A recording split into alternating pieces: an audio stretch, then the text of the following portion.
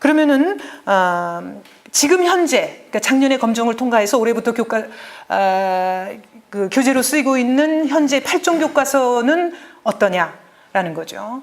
이 8종 교과서가 이제 지금 여기 나와 있는 이게 지금 8종입니다. 이 8종 중에서 우리가 한 교학사 교과서, 그다음에 이제 리베르, 그러니까 교학사 교과서는 뭐 물론 별 문제가 없습니다. 그리고 리베르하고 지학사 정도는 수정하면은 뭐 쓸 수 있을 정도라고 판단을 하는 거죠. 그런데 이제 나머지 5종이 문제입니다. 이 5종은 한마디로 요약하자면은 대한민국의 건국과 발전은 폄하하면서 북한만 감싸고 도는 그러한 교과서인 것입니다. 이 교과서의 문제가 뭐냐? 좌파 세력을 비호하는 친북 교과서라는 겁니다. 그래서 이제 구체적으로 뭐 여러 가지가 있습니다만 이 세 번째 거 보십시오. 북한 천리마 운동에 대한 무비판적 서술. 어떻게 써놨는가 하니 이 8종 중에 이제 문제가 있는 게 5종인데 이 5종 중에서 제가 이제 두산동화 교과서를 집중적으로 분석을 했습니다. 두산동화 교과서에 보면은 천리마 운동으로 제1차 5개년 계획은 1년 앞당겨 목표를 달성하였다. 이게 북한의 선전 내용 그대로 쓰고 있는 겁니다. 그러니까 이제 우리의 새마을 운동 뭐 이런 거는 폄하하면서 북한에 대해서는 그대로 그쪽에서 주어지는 자료 그대로 쓰고 있는 거죠. 그래서 이거를 이제 고치라고 하니까 수정 명령을 받고 나서야 이제 수정을 했습니다. 이거 수정의 단계가 있는데요. 처음에는 수정을 권고를 합니다. 그런데 이제 권고도 받아들이지 않으면 그 다음에 수정 명령을 내려요. 그러니까 이제 권고를 받아들이지 않았기 때문에 수정 명령을 받고 나서야 이제 수정을 한 거죠. 그 다음에 북한의 3대 세습, 독재체제에 대한 서술 없습니다. 아까도 이제 표에서도 말씀드렸습니다만 3대 세습이나 독재 안 쓰죠. 그래서 이거 지필 기준을 위반한 겁니다. 그 다음에 북한이 핵실험을 했죠. 그것도 한 번 한 것도 아니고 여러 차례 했습니다. 그러나 핵실험 사실을 전혀 쓰지 않고 누락시키고 있습니다. 그 다음에 북한 내 군사도발을 감싸고 있죠. 뭐 북한이 군사도발한 것은 뭐 정전협정 매진 이래 수천 차례에 해당합니다만 그 중에 중요한 것은 뭐 써야 되는데 뭐 거의 쓰지 않고 있습니다. 천안함 같은 것도 예를 들면은요, 이번에 8종 교과서 중에서 천안함을 전혀 언급하지 않는 교과서가 4종이나 있고요. 그 다음에 썼다 하더라도 이 두산동화 같은 거는 쓰고는 있는데 천안함 사건이라고 썼어요. 그 천안함 사건이라고 그러면은 우리의 지금 공식적인 용어는 천안함 폭침이거든요. 그러니까 사건이라고 그러면 도대체 천안함이 어떻게 해서 두동강이 냈는지 누구에 의해서 된 건지 모르지 않습니까? 그런 식으로 쓰고 있는 거죠. 그래서 이것도 수정 명령 후에야 도발 주체를 표기했습니다. 그 다음에 이제 더 큰 문제는 북한 주체 사상에 대한 표현입니다.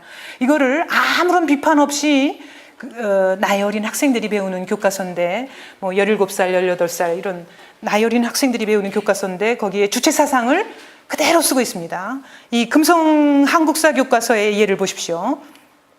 주체 사상은 사람 중심의 세계관이고 인민 대중의 자주성을 실현하기 위한 혁명 사상이다. 주체 사상이 북한 주민 전체를 노예나 다름없이 만들었다는 것이 주체 사상을 창시한 황장엽 선생이 남한에 내려와서 한 얘기입니다. 그런데 그거를 있는 그대로 북한의 선전 그대로 글자 그대로 쓰고 있어요. 그래서 이제 이거 수정 명령을 받았습니다만 수정 명령조차 무시하고 있는 거죠. 그 다음에 북한 주민의 인권 문제 물론 전혀 쓰지 않고 누락시키고 있습니다. 그래서 이것도 수정 권고를 받았던 거죠. 이런 식으로 이제 북한을 감싸고 도는 거고요. 그 다음에 우리의 정통성을 훼손하는 부분에 대해서 이제 한두 가지만 더 말씀드리겠습니다. 우리가 이제 48년에 건국할 때 50총선거를 하게 됩니다. 그런데 이 50총선거에 대해서 남한만의 총선거다라고 2번이나 쓰고 있어요. 두산동화에서. 그런데 북한의 같은 해에 이제 8월 25일에 북한에서 최고인민회의 대의원 선거를 합니다. 그거에 대해서 두산동화가 이렇게 쓰고 있어요. 뭐라고 쓰고 있냐면 북한과 남한에서 선거로 뽑힌 대의원들이 최고인민회의를 열어 헌법을 만들고 김일성을 수상으로 선출하였다. 그래서 조선민주주의인민공화국 수립을 선포하였다. 제가 아까 말씀드렸잖아요. 남한은 정부 수립이라고 써놓고 북한에 대해서는 국가를 건국했다고 돼 있어요. 우리는 정부고 북한은 국가입니다. 그리고 우리는 50총선거는 남한만의 총선거라고 써놓고 북한의 최고인민회의 대의원 선거는 북한과 남한에서, 남북한 전체에서 선거를 했다는 얘기예요. 그러니까 이게 결국은 무슨 얘기냐. 정통성이, 한반도의 국가의 정통성이 북한에 있는 것으로 읽혀질 소지가 있는 내용입니다. 그 다음에 이 정통성에 관한 거, 유엔 승인 문제죠. 이거 아까 말씀드린 겁니다만은 유엔 총회의 결의 195호 3항입니다. 그래서 여기 엄연히 This is the only such government in Korea 이렇게 해서 in Korea라고 한반도에서 유일한 정부라, 합법적인 정부라고 나와 있습니다. 그럼에도 불구하고 뭐라고 썼느냐? 이번에 두산동화 교과서에서 여전히 선거가 가능하였던 한반도 내에서 유일한 합법 정부라고 쓰고 있습니다. 그러니까 이제 그래서 이제 이거 그 수정하라는 그 권고를 받았던 거죠. 이런 식으로 그 대한민국의 정통성을 훼손하고 있다는 것입니다.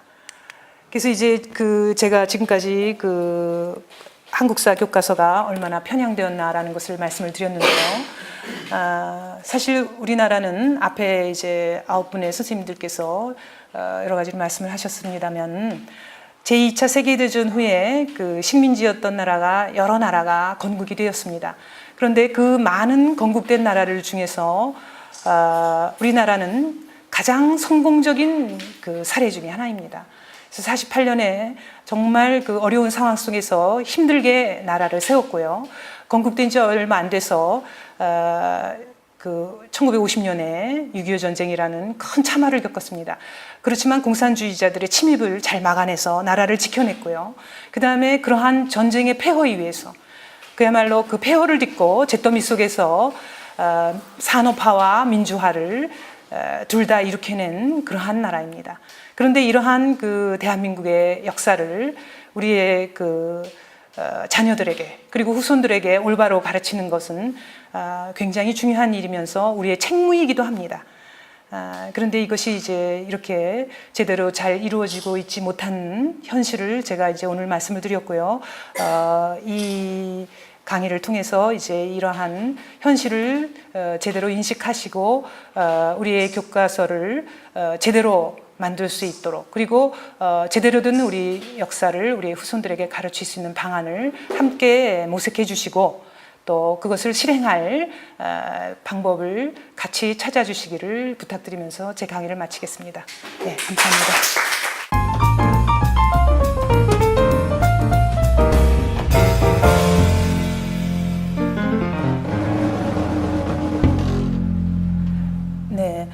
제가 볼 때는 그 제도를 개선할 것이 아니라 교육감을 선출한다는 방식 자체를 폐기해야 된다고 봅니다.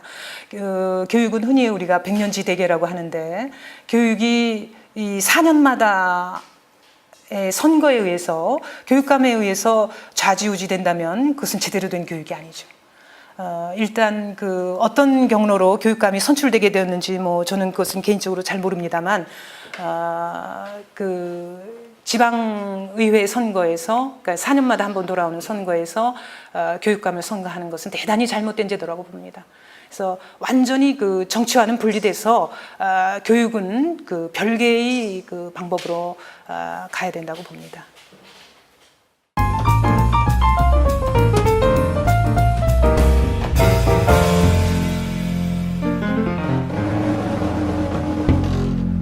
통일지상주의라는 것이 이제 그 강만길 교수가 고려대 강만길 교수 명예교수가 주장한 그 분단시대 사학론이라는 게 있어요.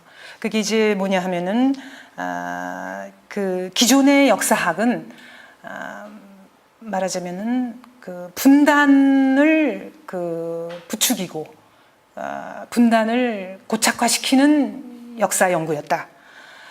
라고 이제 기존의 역사학을 다 싸잡아서 비판을 한 겁니다. 그리고 그러니까 앞으로의 연구는 통일을 이제 최우선 과제로 두는 통일지학의 역사학이 돼야 된다라고 이제 주장을 한 거죠. 근데 이것은 이제 얼핏 들으면은 참 한동안 우리의 소원은 통일이라는 노래도 부르지 않았습니까? 그러니까 이제 얼핏 듣기에는 그 굉장히 참 이상적이고 참 뜻이 크고 그 좋은 말로 들릴 수가 있습니다.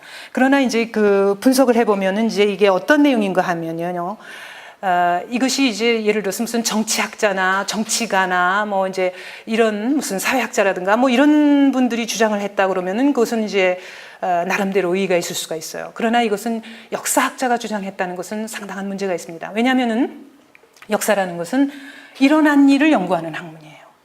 앞으로 일어날 일이라든가 뭐 우리나라가 이러한 방향으로 갔으면 좋겠다라든가, 그러니까 우리가 염원이라 그러죠. 자기가 바라는 것, 이것을 연구하는 학문이 아닙니다.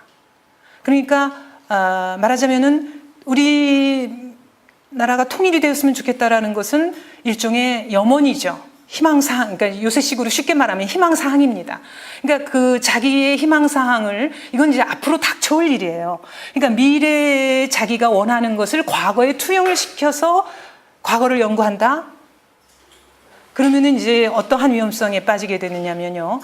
가장 위험한 것으로는 말하자면은 그 통일을 지향하는 역사학이기 때문에 통일에 필요한 것만 골라서 연구를 하게 될 그런 위험성이 있어요. 그리고 이제 더 나아가서 사료를 왜곡하거나 잘못 해석할 위험성이 굉장히 큰 거죠. 그러니까 이제 이것이 꼭 통일이 아니라 다른 주제라도 비슷합니다. 그러니까 이제 역사학이라는 건 분명히 과거에 일어난 일을 연구하는 학문이지 자기의 희망사항을 과거에다 투영시켜서는 그것은 제대로 된 역사 연구가 될 수 없다라는 거죠. 그래서 이러한 그 지금과 같이 이렇게 북한에 대해서 눈 감고 북한 인권이라든가 이런 것에 눈 감는 것이 이렇게 통일 지상주의적인 역사학이었기 때문에 이런 일이 일어나는 겁니다.